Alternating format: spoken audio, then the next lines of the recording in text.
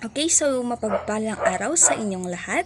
Ako si Binibining Girlie Ann Gutierrez, ang susunod na magtatalakay hinggil sa panitikang panrehiyon. Ang paggalugad sa iba't ibang panitikan sa iba't ibang rehiyon dito sa ating bansang Pilipinas.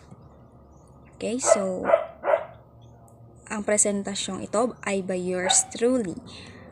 Ayan yung basahin ko ang introduction. Ang panitikang panrehiyon ay sumasalamin sa kaluluwa ng bawat lalawigan, ang wikang lokal, tradisyon at karanasan. Kapag sinabi nating panitikang rehiyon, ito ay nagmumula sa iba't ibang lugar. May tinatawag dito sa Pilipinas, may tinatawag tayong CAR, Mimaropa, Region 1, Region 2. Tayong taga Nueva Vizcaya ay nagbibilang sa Region 2. Na ibig sabihin, ang isa sa pinakasikat nating panitikan dito ay ang Biyag ni Lamang. Ito ay mula sa Region 2 sapagkat ito ay naglalaman ng wikang Ilocano. Okay, so narito ang mga pangunahing layunin ng ating panitikang panrehiyon. Una ay ang relihiyon. Ipinapalaganap ang doktrinang Katoliko. Ipinakikilala ang Diyos at ituro ang buhay ng mga santo at martir upang magsilbing inspirasyon. Alam naman nating lahat na kapag sinabi nating panitikang panrehiyon, ito ay kumakatawan din sa pagpapakilala ng relihiyon. Kumbaga ito sa binanggit niya ay doktrinang Katoliko. Iba't iba man ng relihiyon ay noon din sumasalamin ang ating iba't ibang kultura. At doon pumapasok ang panitikan. Pangalawa, ang paghubog ng asal. Itinanim sa isipan ng mga katutubo ang magagandang asal tulad ng pagiging masunurin. Kapag sinabi nating panitikan na panrehiyon, natututunan din natin ang pagkakaroon ng mga mabubuting asal katulad nga ng sabi dito, ang pagiging masunurin. Hindi lamang ito ay isang istorya sapagkat ito ay kinapapalooban ng mga maraming aralin na dapat nating matutunan bilang isang Pilipino.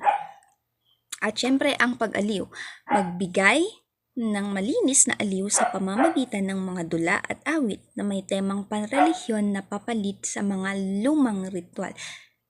Sa mga panitikan, nagbibigay din ito sa atin ng aliw. Halimbawa sa bugtong. Di ba ito ay kinapapalooban ng isang tanong at isang sagot? Mag-iisip ka muna ng pagka malalim hanggang sa maiisip mo ang isang sagot. Batay na rin sa pagbibigay ng clue sa isang tanong. Yan ang tinatawag nating bugtong. Okay, so ayan ang mga pangunahing layunin ng panitikang panrehiyon. Marami pa tayong masasabing layunin, ngunit ito lamang aking sinabi o sinambit ang ating mga pangunahin. Narito rin ang kasaysayan ng ating panitikang rehiyon. Kapag sinabi natin kasaysayan, kung saan nga ba nagmula? Saan nga ba ito o paano nga ba ito nagsimula? Okay, so pinagmulan, ang panitikang panrehiyon ay nagsimula mula sa oral na tradisyon, mga kwentong bayan, epiko at awit na pinasa-pasa. Di ba sinasabi natin na noon, pinaniniwalaan na tayo ay may mga ninuno, kung kaya't ang ating panitikang panrehiyon din ay pinasa-pasa. Na hanggang ngayon, na kahit nasa modernisasyong mundo na tayo, ay may tinatawag pa rin tayong panitikan. Ang pag-unlad, dumaan sa pagbabago ang panrehiyong panitikan dahil sa modernisasyon at edukasyon. Dahil nga nasa makamundong modernisasyon na tayo, nagkaroon din ng pag-unlad ang ating panitikan. Noon ay puro sulat-sulat lang, ngayon ay may mga nakikita na rin tayong panitikan na sa digital. Maraming manunulat ang naka-i-impluwensya noon, kung kaya't nagkaroon din tayo ng mga bagong manunulat ngayon. Maraming rehiyon ang may kilalang manunulat na humubog ng lokal na panitikan mula sa mga epiko hanggang sa modernong nobela. Kung noon yung mga manunulat ngayon ang naging inspirasyon nila ay ang mga manunulat ngayon. noon.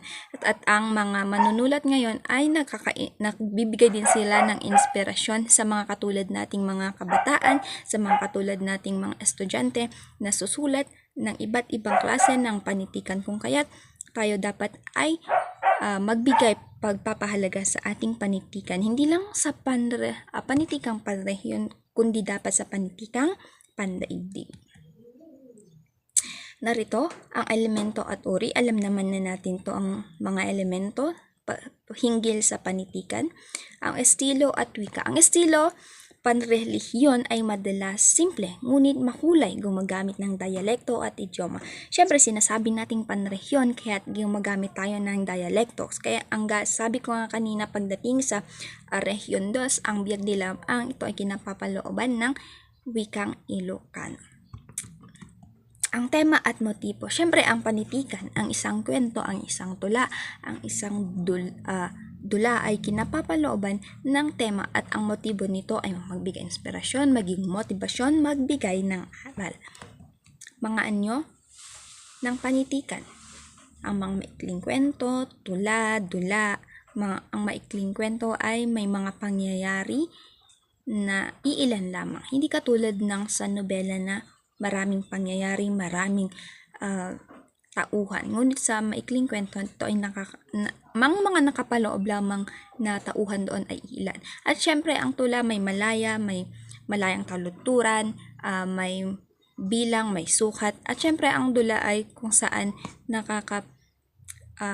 pagbahagi tayo ng mga dialogo pagdating sa iba't ibang tauhan. Okay, so yun ang mga iba't ibang halimbawa ng anyo. Marami pang halimbawa ng panitikan, ngunit ito lamang ang aking nailagay.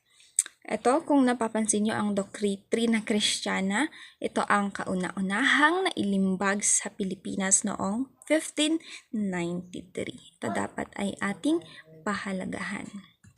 Ang dalawang tanyag na tradisyon. Una ay ang pasyon. At ang pangalawa ay ang senakulo. Ang pinagkaiba ng dalawang ito ay ang pasyon, kinakanta ng paawit o pabasa. Samantalang ang senakulo ay isang dula-dulaan na mismong nangyayari sa kalsada o entablado. Ayan ang pagkakaiba. At syempre ang komedya at moro-moro. Mula sa salitang komedya, ito ay katuwa-tuwa, katawa-tawa. At ang moro-moro naman ay ang isang labanan sa pagitan ng mga Kristiyano at mga Muslim. Ngunit sa huli, ang laging nananalo ay ang mga Kristiyano. Narito rin ang iba't iba pang anyo ng panitikan, ang dalit, awit at korido, ang florante at lauray, ang halimbawa nito, ang nobena, at syempre ang karagatan. Ang hindi ko makakalimutan hinggil sa karagatan ay ang paghahanap ng singsing. Okay, so yan ang iba pang anyo ng panitikan. At syempre nais ko ibahagi sa inyo ang inyong nababasa rito. Ang panitikang panrelihiyon ay hindi lamang naging kasangkapan ng pananakop. Ito ay naging salamin din ng malalim na debosyon. Okay, so kailangan dapat nating pahalagahan ang ating panitikang panrehiyon. Okay, so narito ang konklusyon. Ang panitikang panrehiyon ay buhay na salamin ng kultura at wika ng bawat lugar. Kasi sabi nga natin, di ba, ang kultura at ang wika ay laging magkasama. Ganun din ang sa panitikan, sapagkat ang kultura at wika natin ay sapagkat ang panitikan ay nakapaloob doon ang ating kultura at wika. Okay, so ayun lamang, naway naintindihan nyo ang panitikang panrehiyon. Maraming salamat sa pakikinig.